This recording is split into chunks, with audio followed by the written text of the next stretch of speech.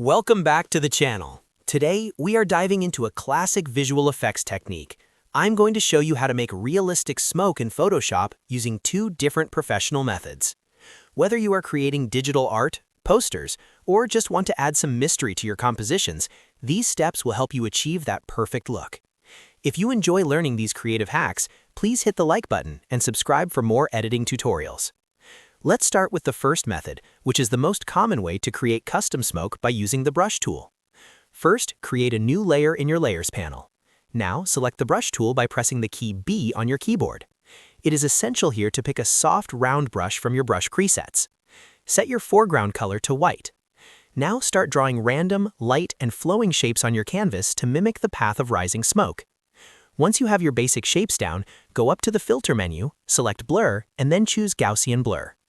Adjust the radius until the harsh edges fade into a soft gaseous cloud.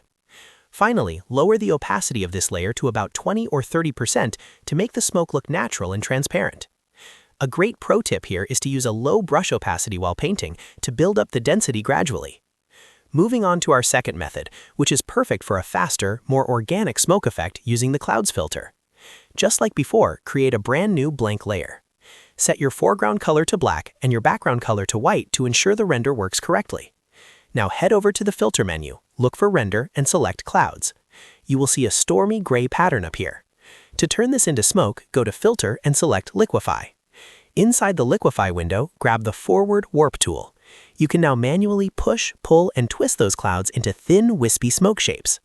Take your time here to get those subtle, winding curves that look like real rising smoke. When you're happy with the shape, click OK. You can then decrease the layer opacity or use a layer mask to blend it perfectly into your background.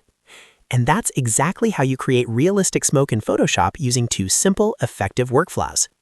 If this video helped you take your design skills to the next level, make sure to hit that like and subscribe button for more future tips. Thanks for watching, and I'll see you in the next one.